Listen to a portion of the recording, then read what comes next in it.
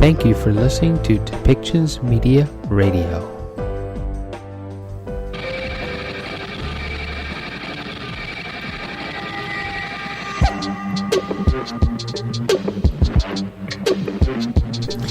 You have tuned in to the Community Living Podcast with Kelly Rayburn, Paul Gilbert, and Michael Clogs.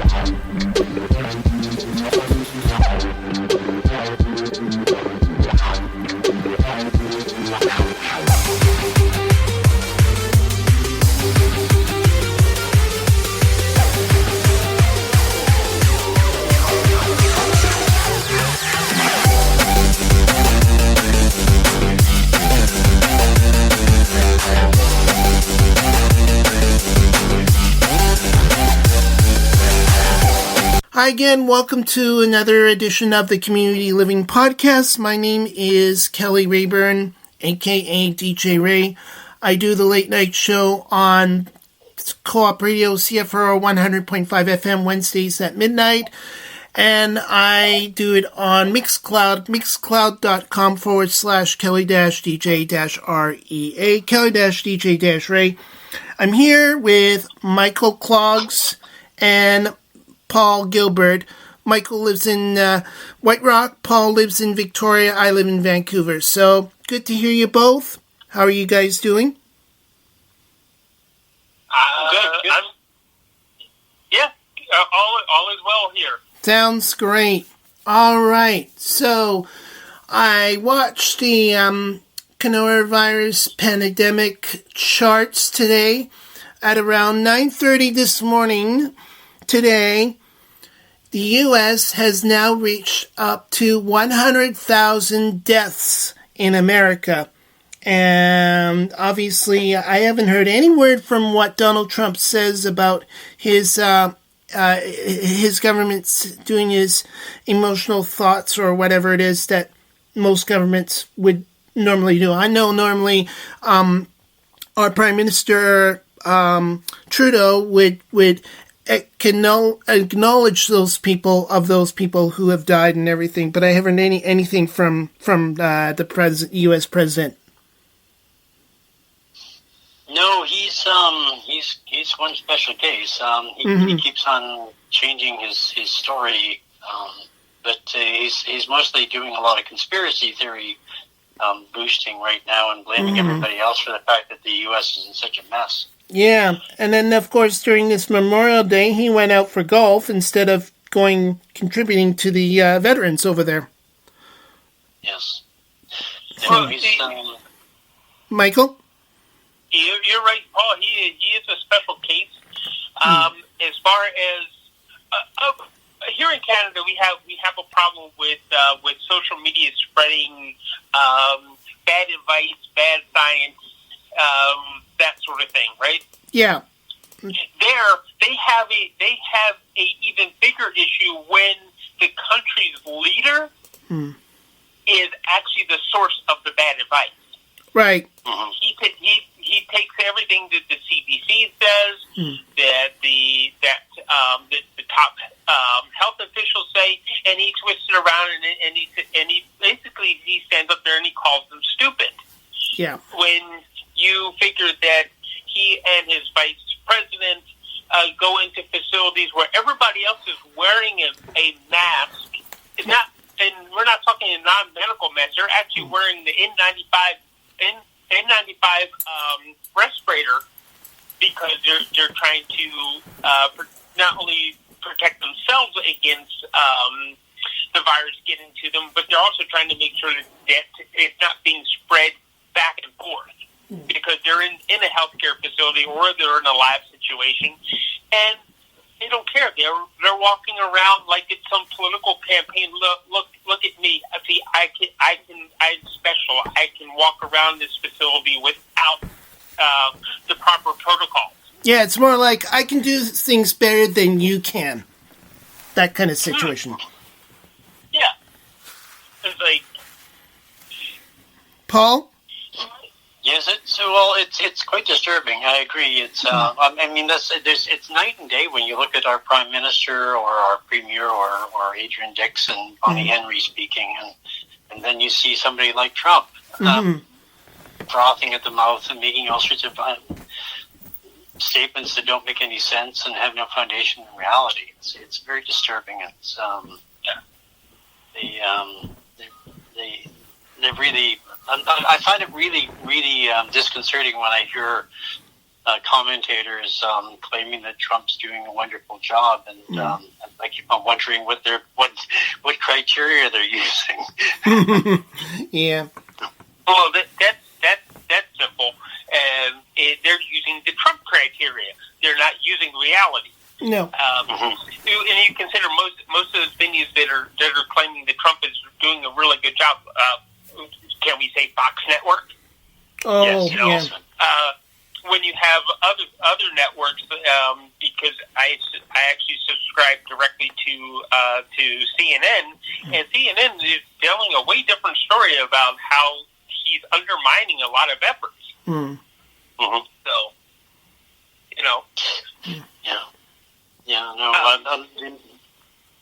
you consider that Canada is actually also operating on the global scene, and they're supporting the organizations like the WHO and joining in some of the global efforts towards vaccines and research towards finding ways to keep people safe. And the U.S. has actually, through Donald Trump, has actually directly divested, and they're talking about pulling funds from other UN organizations that Donald Trump just doesn't feel that they're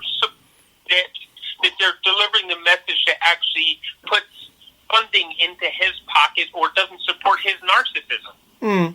Yes. A lot of it comes down to him feeling that they don't show him enough respect. It seems that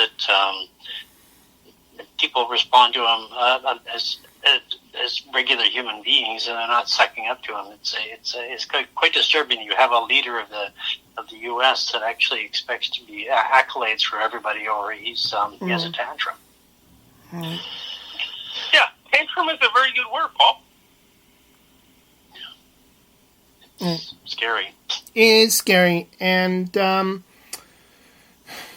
it just shows you not just the United States, but I know it's ranked number 1 right now on the coronavirus pandemic. There's also Brazil, Russia, UK, Spain, Italy, France, Germany, Turkey, India, Iran. I'm quite surprised that India has jumped up right from the bottom towards to the top 20 list of the coronavirus. Yeah, that's something like that. Yeah, it's not as surprising as you would think, considering the level of poverty in India. Right. When getting back to what's going on here in BC, where Shane Simpson provided shelters for people so they weren't camping in parks and things like that. Yeah. That India does not have that ability to bring these people in off the streets. No, and that's pretty sad. Yeah. And they're living in congested, unhealthy environments that are where they don't even have access to clean water in a lot of cases. Yeah. They have running water next to open latrines. Yeah. I mean, I have visited Zambia over there by the looks of it. Zambia is about 920 cases over there now, and I wouldn't be surprised if the number of there is climbing up as well. I mean, I did work over there for the habitat there, and just to see the amounts of garbage and litter and everything was just awful. Yeah. Well, for the most part, most of Africa has managed to flatten the curve because they're used to dealing with high number of cases of HIV, Ebola outbreaks. For instance, as the Congo was starting out in a Ebola outbreak, they then got hit with COVID-19 right afterwards, and their numbers haven't spiked as bad as what I thought it would have happened, because you're recovering from one, now you get hit with the second one. So Africa's a little more used to dealing with infectious disease than we would think. Right. In comparison to all the high-tech medical stuff that we actually have, considering that a lot of I met somebody from South Africa where his little boy died from food poisoning because they couldn't get to a hospital was a medical facility was an 8-hour walk from their village, and then the hospital was further out than that was in South Africa. That's how remote their village was. That he lost his son to food poisoning, where here, what are we talking, like, at best, you should be able to find a hospital here within, say, a 30-minute bus ride. If you had to take the bus, it would be a 30-minute bus ride. So, and we have ambulances instead. And we have ambulances and everything that are accessible to even some of the most remote of places. You know, so it's a little bit. So that's a little bit different there in Africa, but following what they've been saying through the WHO. They've been saying that Africa's been doing a really great job of keeping their curve and their spikes down. So yeah. One of the things that I find a little disturbing lately with media is that they keep on focusing on every metric out there except disability in terms of COVID-19 and how vulnerable a marginalized group is. Right. They don't talk about the disabled as a vulnerable group to COVID-19. They talk about. I saw an article recently about they wanted to talk about LGBTQ plus people as being vulnerable to COVID-19. Well, what they did was they did an article on people that were LGBT that were disabled. Right. So the only reason this group was vulnerable to COVID-19, for the most part, was that they were disabled and LGBT.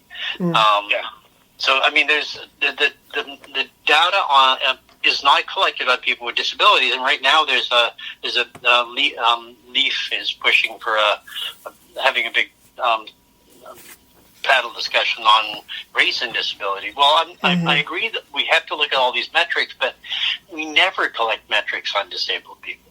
And and we know that the disabled are vulnerable to this, and that they're actually poor, and for the most part, and it's but there's no metrics being collected. Yeah, that is absolutely true, Paul. That they're not collecting. The only way you can figure out what's going on with people with disabilities is by looking to see the rate of infections due to poverty. Yeah. Which going back to the United States has totally ignored the idea that the poverty is a metric in actually seeing which group of people are actually in the highest rate. They blamed it on race. They blamed it on alcoholism. They blamed it on tobacco use, that sort of thing. But they absolutely refused to look at the fact that the groups of people that they were talking about with those other metrics are also the same groups of people that actually are impoverished. Right. I know it was amazing actually watching when the race data started becoming forward. It was amazing that people were confused by it because these marginalized groups tend to be poor. That's why their numbers are coming up. And so that was the odd. I mean, the international community looks at the social determinants of health all the time. I don't understand why our media have a problem with it? I mean, why don't they understand that that's your health is primarily determined by social determinants, not by race or the rate. I mean, that's they don't seem to get it. I don't know why. Well, it's almost figures the same as the coronavirus situation, where a lot of people are being mean to the Asian community and the Chinese community out here. They're saying, like, okay, you guys are the coronavirus problem. You guys are going to have to deal with that kind of problem. And they punish people, those kind of situations on in and around the Chinese culture facilities out there. And it's not right. It's outrageous. Yes. It's just incredibly ignorant. I can't imagine how people could think like that. Yeah, they're also pointing to I've seen people send me videos and everything pointing to how the conspiracy of China in Beijing creating this whole virus so that they can sit back and watch the rest of the world scramble while they prepare to do some kind of takeover thing. Yeah. Yes. And then you have people that actually get irritated with you because you won't broadcast it. It's like, well, why am I going to broadcast something that's not even close to being scientifically sound? It's just a bunch of bigotry. Yes, exactly. Why? No, it's insane. It's insane. It's the Noam Chomsky spoke about that recently in one of the interviews he gave. He talked about the yellow peril, right? And how the Chinese the yellow peril has been an issue with the Americans for decades now, and here they go again. It's crazy. I mean, a pandemic is not something that one country has and causes others to get. It's a pandemic. The Obama administration prepared for this pandemic.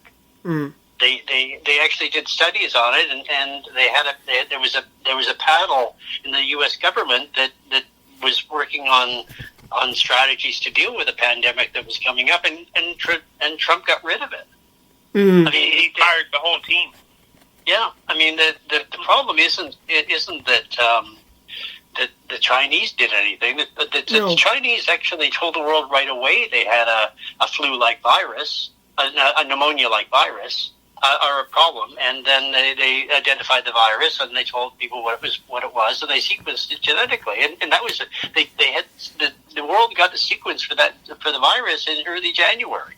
Yeah, but the Chinese didn't tell the world later on that they did have a virus, correct? Well, they actually quashed the fact that they had a problem, and they disciplined the guy that released the information.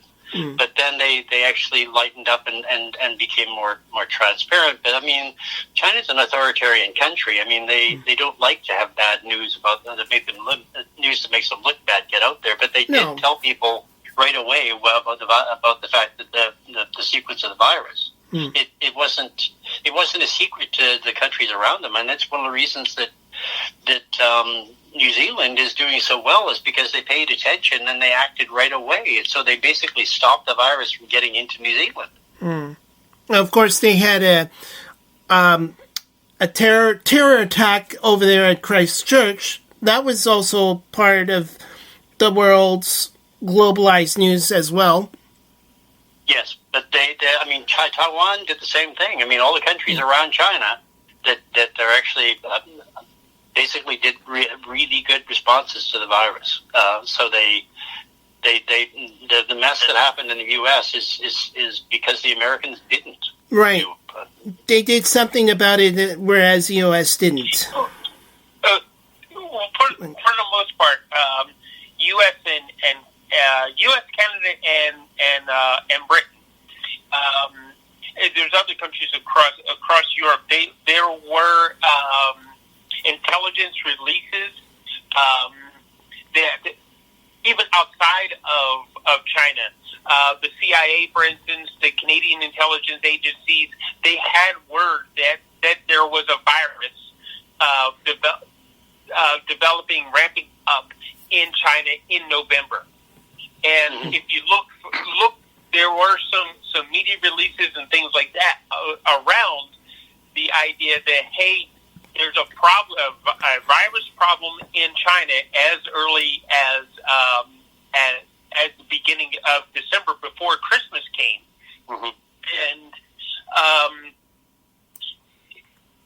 it went ignored in certain countries because they were like it was an elitist idea that, hey, we're better than that. It won't affect us. No, and look what happened. Because some countries started ignoring it. They were advised to screen all travelers as they came back, and they decided to ignore those sort of warnings. And now we've been how many weeks on lockdown, and we're just starting to ease our way back now. Right? Yeah. So I'm going to tell you a story. When I first heard about this virus, I was actually a little bit late because it was just before Christmas that I actually started talking about this possible virus coming. And my wife and I, we were in a restaurant at all-you-can-eat Chinese Sunday dinner. Yeah. And there's this couple that they were talking about, oh, did you hear about the lockdown that was supposed to happen in Wuhan? And we just narrowly escaped, just missing the lockdown, and all those other fools they're stuck there with that virus. And we were like, oh crap, the virus is here. And we left the restaurant Taterville, and we went home, and we've been more or less very cautious about what it is that we go out into the public for. Right. You know? Well, I heard it late when I arrived from Australia to Vancouver on this issue. So I was after January, close to after January, when I heard this COVID virus situation. So, well, Canada actually didn't. I mean, part of the mistake. I mean, Trudeau says himself has said that he's made mistakes. He sent a whole bunch of PPE to China in February, not expecting. I mean, that was a good thing, but at the same time, we needed the PPE here. It's just I don't think he expected it would come. It would basically be coming to North America. Right. So, but that's the sort of mistake that he was saying he had made in the past. Right. But, I mean, Trump was actually warned by people repeatedly in his own government, and he just ignored it. Completely, yeah. He was saying that it was going to go away when they got 15 cases. Cases, he said it would be back to zero in no time. But he said everything. He said that he knew the pandemic about the pandemic before anybody else, and all sorts of things. He's just said everything he could possibly say so that he can point to it later. Well, I don't. Yeah, and he goes around touting it as the Chinese virus, and this particular coronavirus is probably not due to anything that China per se did themselves. It's also there's classes of viruses because we've been deforesting our planet at an alarming rate for the idea of either plowing it over for cattle, plowing it over for soybean or some other crop that we are actually going into what should be deforested areas where these viruses are tucked away from the human population, and they naturally would have had some other animal host to carry them about and to live in peace without ever getting to us. So now we're becoming the host, and we don't have the immune system developed to be able to fight these things back. Yeah. Yes, that's one of the main problems is the ecological damage because the planet, the expansion of all these.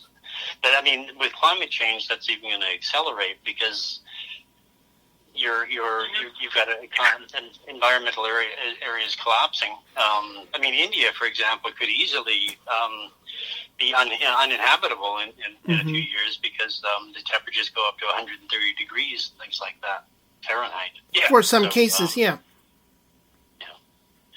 So it's quite likely that that's in India they locked people down in a matter of hours. A lot of the problem with starvation was the problem people were facing rather than the virus. Modi is not sort of a monster. Hmm. Well, you brought up starvation there, Paul, and I saw something else because when we even here in Canada, when we're talking about the impoverished people, of course, people who have disabilities, because how many people with disabilities are actually living under the poverty level? There is a trouble for them to get food. Oh yeah, definitely. So there's we're going to start to see where food is so unequally distributed that starvation may actually kill more people than the virus will. Yeah. I expect that's very likely in places like India. And maybe not just India, and it's also somewhere surrounding the Southeast Asia corridor where they may not get enough food as it is. Yeah. And the first people that hit that starvation mark are going to be people with disabilities. Yeah. Because they're ultimate in the marginalization. Yeah. Well, no, the UN Convention on the Rights of Persons with Disabilities has a section in it on preparing for crises, and the governments are supposed to take responsibility for making sure that people with disabilities are cared for in humanitarian disasters and things like this COVID-19 virus. But Carla Quiltro has drawn together a group of charitable sector people who are mostly non-disabled and mostly silent because they're they want funding, so they don't raise a fuss. And those are the people she has talking about the virus, and they're not advocates. They can't be advocates because they're charities. So registered charities can't advocate. It's illegal. Right. But these people are not talking about the fact that we have that section in the UN Convention where this should be preparing for dealing with people with disabilities during disasters. Right. Because we usually are the people that die in disasters. And many different types of disasters too. Not just virus. There's also weather severe. There's also environment issues. Fires, floods, anything. Yeah, and government. And also governmental issues as well. Dealing with wars and that kind of stuff. That also cause an effect through other people's sustainability of dealing with the living situation of any types of damage. This is what was so disturbing about Bill C-81 coming in, where they brought the UN Convention into law in Canada, is that they didn't mention any of our rights in it. I mean, it's kind of a comic, but I thought that given that we've just signed it and just brought it into law, that they'd actually be doing something that addressed the fact that the disabled are really vulnerable in these sorts of circumstances, and they need to be planning around it and preparing for this sorts of crises. You know, there's no inventories of vulnerable people that are kept by municipalities. I mean, Cuba does that. Some parts of the U.S. do it, but we don't do it. Right. Right. All right. So you're tuned into the Community Living Podcast. My name is Kelly Rayburn, along with Michael Clogs and Paul Gilbert. I want to focus on another attention on the disabilities benefits. Now, I have received this coming benefits for up to close to about $1,500, and that's part of the campaign of their $300 extra wages. And of course, most of that deal with public transit services, because the reduction normally it's about $52 per month for that matter. And of course, as of June 1st, TransLink fares and transit fares will start going again on June 1st. But it's just interesting to see that the federal benefits that I have received, the EI, employment insurance, or the Canadian Emergency Response Benefit, has a record on the monthly reports, includes EI, CERE, Canadian Emergency Response, the student benefits situation, and the additional one-time payment in May increased the child benefits as well, and of course the special goods and services credit from the federal, which were included in your monthly bill was the employment insurance and all other income and monthly received, and of course child tax benefits, everything, all in that matter. What are your takes on these issues, Michael and Paul? Well, the good thing is that Shane Simpson says there's not going to be any clawbacks during the pandemic, but right. I don't know what's going to happen afterwards. I mean, now that they're starting they've not promised to extend that $300 a month in BC, right? Which they should. I mean, honestly, that's. But there's the clawbacks that people face on disability benefits are punitive to begin with. People have a right to an income that's adequate, and that's one of our rights. And the government's not been addressing that. It shouldn't be classified as welfare when you're looking at disability benefits. We have a right to that income, and part of the reason we have a right to it, in my mind, is that labor force participation rates haven't improved in decades because government hasn't done anything to make them improve. Right. That's that if they're going to allow employment discrimination, they should be providing money for an adequate standard of living and social protection. Michael? Well, it seems that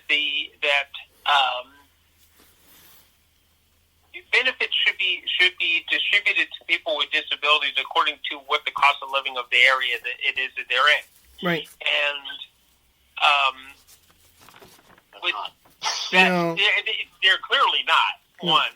And two, why should if something happens that I'm no longer able to earn money on my own, and I have to live off of disability. Why should I have to move from where I am now to another neighborhood that they deem is appropriate? Why can't government actually support people so that they can live better lives? Yeah, and even if you're poor and unwealthy, the government still gives you more money on the welfare situations. Am I right? What? Welfare is $700 a month, I believe. Yeah, that's right. It's pretty pathetic. I was shocked when I heard that the first time. It was. How does anybody survive? They must be 12 people to an apartment and things like that. Right. Yeah. So in order to pay about $700 a month in just rent, you have to move all the way up north or into the interior in order to find that. Where food costs are astronomical. Right. Yeah. So, but you can't with it either with that one. So how is that matching the cost of living that actually goes with British Columbia? Yes. Exactly. When you consider that we're one of the richest countries in the world, Mm-hmm.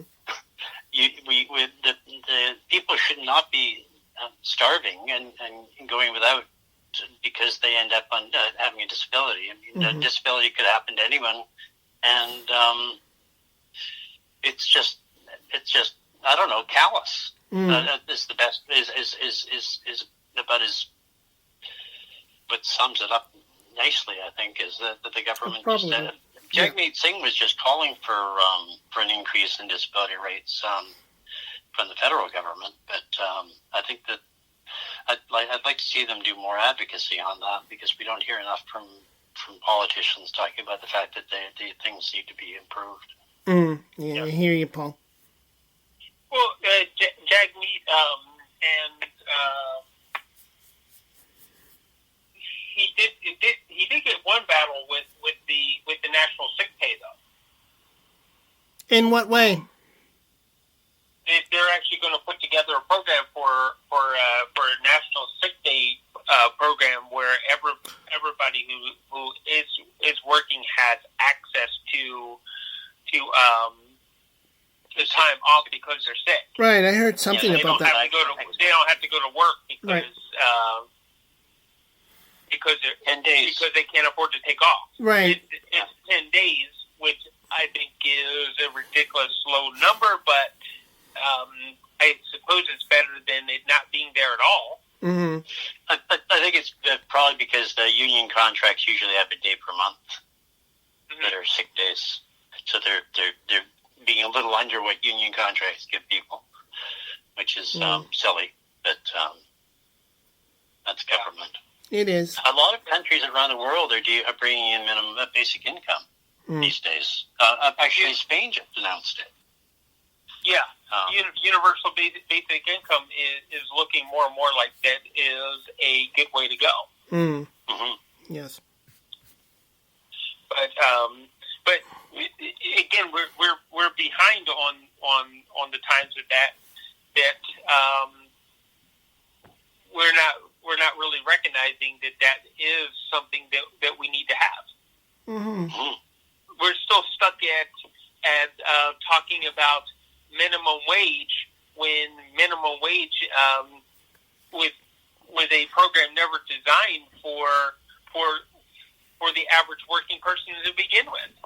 Yeah. It was actually designed for some teenager to go buy his first car and to take his first girlfriend to the movies. Yeah. It's never designed for you to have to pay bills for an entire family or anything like that. Well, let's think of... No, and most people on minimum wage are actually adults, regular adults. And one of the things that I thought was really striking was 51% of the people on minimum wages are working for corporations, companies that have over 100 employees. Well, that's just scary. Yeah, I'm just... Go on. Oh, no, it's just that one of the problems with the NDP being in power is we don't have people advocating for this stuff that are politicians, and they do when they're not in power, and the Liberals are in power, but they're talking about precarious jobs and minimum wage is something the NDP advocated a lot for when the Liberals were in power. Right. But $15 an hour? No, I mean, when it costs $22 an hour to survive in Vancouver, you need two people making $22 an hour to raise a family there. Yeah. Right. That's $15 an hour is just not enough. Yeah, I was just thinking of the minimum wage situation on where you were mentioning about the youth, Michael, about on this, because in China the ritual thing is you need to buy a car, you need to buy go to get a good work and that sort of stuff to get your spouse or your partner to get married. It's like you need more money. It's like no work, no money, no engagement, that kind of thing over there in China. Michael? Well, it happens here too. I mean, basically, if relationships for people are for people who can afford it. Yes, exactly. And Right. That's exactly right. The thing if it is if we were to go to a system with a universal basic income, the other problem with constantly raising the minimum wage, we're actually at a point with a $15 an hour minimum wage. Now, that $15 an hour minimum wage is aimed at the wrong group of people. It should be, there should be the universal basic income would actually aim at the Walmarts, the superstores, and all the big box stores that hire people for as little money they possibly can muster, so that their shareholders and the corporate structure retains the most profit that they can. Oh yes. I mean that's the minimum wage. The constant raising of the minimum wage actually aimed at the small business people who are already paying their employees so that they can actually work exclusively for them and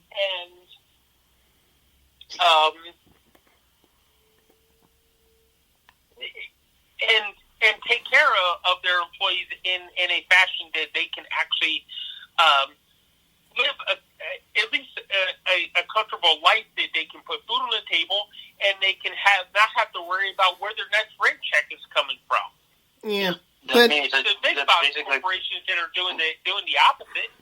Well, yes, they are. That's what one of the things that's scary about the fact that Trump and the Republicans have given massive amounts of money to the wealthy, so that they can buy up all the everything in sight during this crisis, and there's this huge concentration of power amongst the wealthy, being able to leverage their economic power, so that you have one giant gig economy where everybody works for 10 hours a week or something like that at $15 an hour, and that's all they can get, and have 5 jobs or something, or 4 jobs.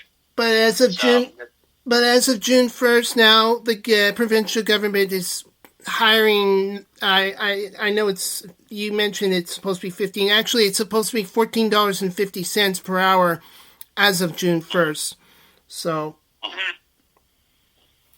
Yeah, but the ultimate goal is to hit the $15, isn't it? It's hopefully next year. That was the plan to begin with. They fight for 15 was to, but it's not a living wage. It's a minimum wage. Yeah, a living wage would be $22 an hour. The which? Because that would actually do things like and that's full time. And what kind of wage was that, Paul? Living wage. The living $22 an hour if you're working full time. But how many people work full time? Okay. I mean, that's one of the biggest problems in the economy. There's so many people who have jobs. They have multiple jobs so they can survive. That's the sort of thing government actually has control over. They can actually legislate that one, but they've catered to the companies and allowed business companies to actually do this, and even huge companies. I mean, they allow them to do it. There's no reason. I mean, this is one of the things that was so striking about the people working in seniors' homes, is that they were the spread into seniors' homes was partially brought on by the fact that they had all these part-time employees that were working in multiple places at once. So the government stepped in and said, "Well, we can't have that. You have to have full-time employees." Well, they can do that in other places too. Yeah, it's people actually have. Certainly, there will always be part-time work, because you have to have part-time employees to fill in the spots that you can't get full-time employees into. But right. The standard should be full-time, so people can actually afford to have a life. Mm-hmm.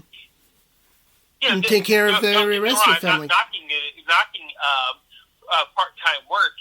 part-time work, it serves a purpose. It also, because I use part-time work to get my education. That's how I paid for it. So there's nothing wrong with that. But the ultimate goal should be you're working the part-time work until you have the training, your education to be able to achieve productive full-time work. Mm-hmm. And it's a problem. We're forgetting about. Yeah, it is a problem. They're not talking about the precarious economy, and the federal government, when they talked about it a few years ago, the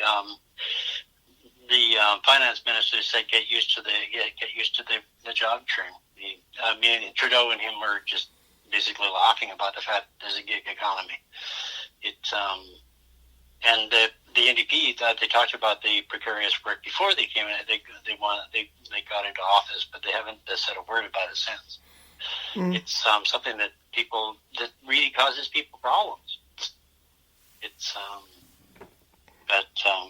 I think we've diverged from disabilities to some extent. I hear you, Paul. All right, so before we go and stuff, anything else you want to pitch on that we haven't talked about for this week? Did you hear about that woman, that 61-year-old woman that the George's Strait referred to as old and feeble? No. Who was taken down by a police officer? I heard something about it, but I haven't heard any major on it. It was scary. The police officer decided that this woman was a problem, so they were using a walker, and they decided this person might have shoplifted, so they wrestled them to the ground and handcuffed them, and the court found that they awarded them $55,000. Mm-hmm. But I mean, imagine a woman using a walker. Needing to be a police officer thinking they need to be wrestled to the ground. I don't know. That's hard. Sort of thought. This is where was this?